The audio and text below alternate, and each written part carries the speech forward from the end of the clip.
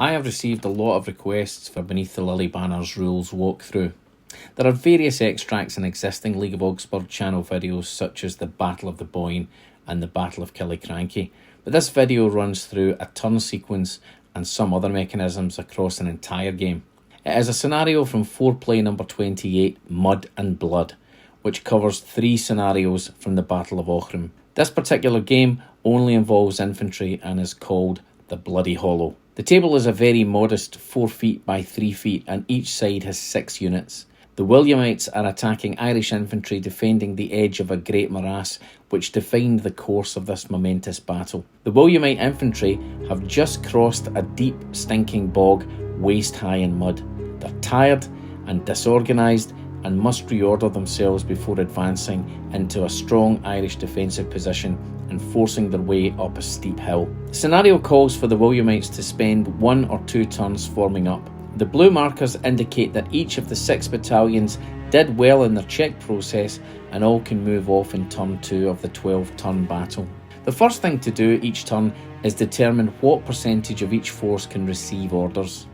The D10 indicates a percentage band between 0 and 100 in increments of 25%. In turn 1, the Irish could theoretically activate 25% of their 6 units, meaning 1.5, but that's rounded up or down by a die throw. The Williamites were unable to move anything because their battalions were forming after coming out of the bog. Order markers are placed face down beside all units which have received orders. The unit must do its best to execute that order in the turn it was given. And when markers are placed, both sides reveal simultaneously. This avoids situations of disagreement. All of the Williamite battalions have been ordered forward in turn 2, but their normal movement of 4 inches for line formation is not guaranteed in this scenario because of the difficult ground. By rolling a d3, they move as normal or lose 1 or 2 inches. This will make coordination of an attack even more difficult. The forward Irish units have been given a defend order.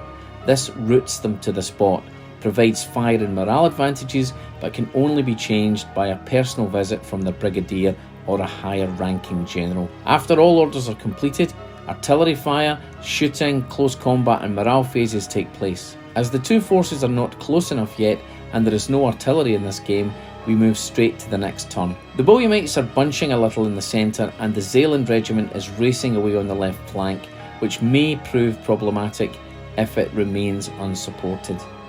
By turn 6, the leading Williamite units are coming ever closer. Some movement takes place on the Irish side, including an unsuccessful attempt by the Dragoons to get over the hedge and flank the enemy attack, and the advance of a reserve battalion to close the gap for which Regiment Zeeland is headed. In turn 7, there's a 50% order allowance to the Williamites.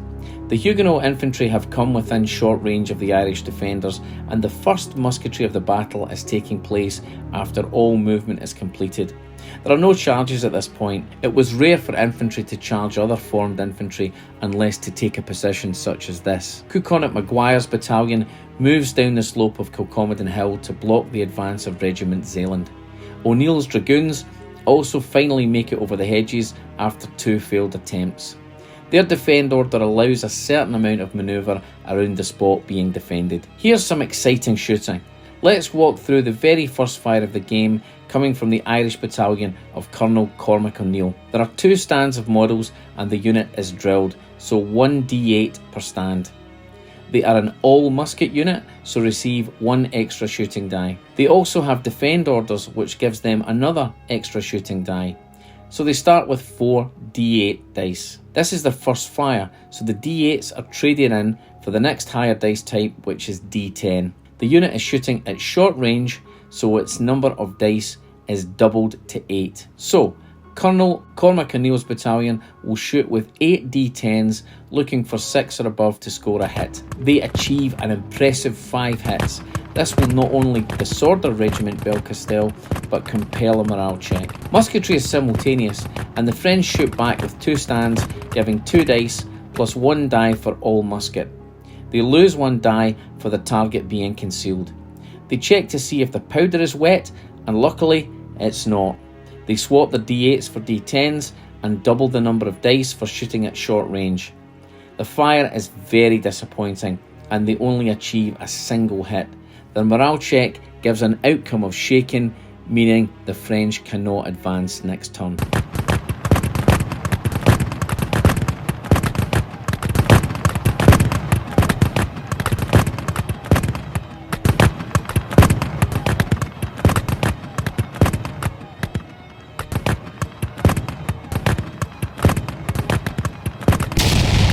In turn 8, the Williamites have 100% for orders and the Irish 50%, but only 2 Irish units are moving. All Williamite units except Belcastells, who are shaken, will advance.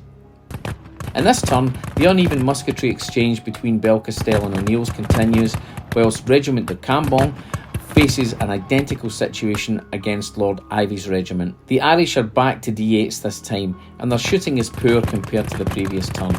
They score only 1 hit from 6 dice. Belcastell have a multitude of handicaps. They are disordered, which halves the number of shooting dice. They are shaken, which reduces the die type from D8 to D6, and their target is concealed. They throw only 2d6, scoring no hits. They took casualties and have already lost more than 1/3 of their strength, so we'll check morale again. Lord Ivy's have held their fire and now offer an absolutely crushing volley, scoring 7 hits from 8 dice on Regiment de Cambon. The French fire back, scoring a very respectable 3 hits. This level of casualties automatically disorders the battalion, which also must take a morale check for having received more than 1/3 losses. Amazingly, the 2 French battalions passed their morale checks despite the tremendous punishment and difficult circumstances. The positioning of the brigadier and the commanding officer provided welcome modifiers to already high raw dice scores. The bold French grit their teeth and stand. On turn 9, the Williamites have only 25% movement, meaning they can only move a single unit, which is the Danish Guards, who advance but are still not in a position to loose their first volley, which really needs to count. The Irish score 100% but choose to move nothing, which means the game moves straight to the shooting phase. The tenacious but severely depleted Huguenots have had a stand of models removed from each unit and now look very fragile. I let Belcastells fire first, and this caused a single casualty from 1 die. The return fire from O'Neill's is crushing. 5 casualties, meaning a single model remains in Regiment Belcastell. In the other exchange, the Cambons lose 3 models for none in return. Now each Huguenot battalion checks morale. Incredibly, each passes, and Regiment de Cambon, with 2 models left, is not even shaken. Quite a remarkable outcome. Turn 10, the Williamites get into gear with 100% movement. The laggards of Prince Frederick finally move up. Regiment Fun advances against O'Neill's Dragoons. The Guards wheel in to face Lord Ivy's, and Zeeland get into close range to volley at Maguire's. Cormac O'Neill's wipe out Belcastell, who go down to a man without flinching. The Cambon too are destroyed. The destruction of both these battalions in full view of their supports causes morale checks for any units within 12 inches. Before we move on to that, let's see how Regiment Zeeland make out against Maguire's. The Irish being stationary, I allowed to fire first, although shooting is simultaneous. The Danes sustain 3 casualties and cause 2 in return. 4 morale checks for the Williamites, with all remaining battalions being Danish. The result was a ripple of hesitancy across the entire force. Through appalling die throws, all battalions went shaken, including the Guards. This means none could advance next turn, and windows of opportunity were lost.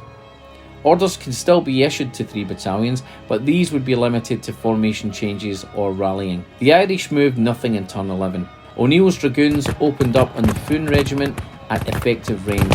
Cormac O'Neill's now poured flanking fire into the line too.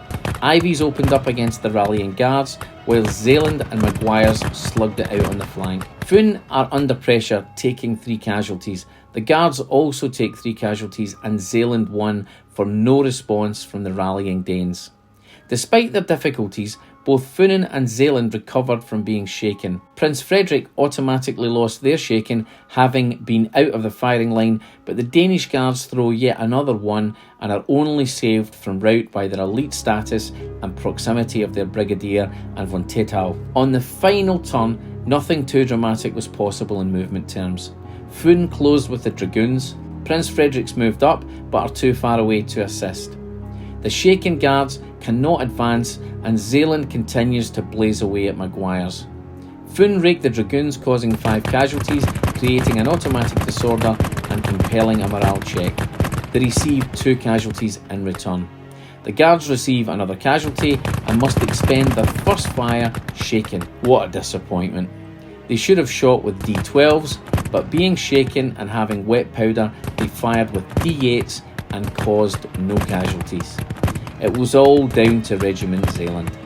Disordered and depleted on the flank, they caused 3 losses to Maguire's, disordering them and causing a morale check. By the end of turn 12, the Irish have 2 units shaken and disordered, 1 on either flank. The Danes have eventually steadied their line, but they're out of time. 39 casualties to 15. The encounter at the Bloody Hollow produced exactly the historical result in this refight. 2 little glimmers of a crack in the Irish line, but no time or troops to exploit it. I hope you've enjoyed this video, and if you did, please like it, leave a comment and subscribe to the channel. We'll see you next time.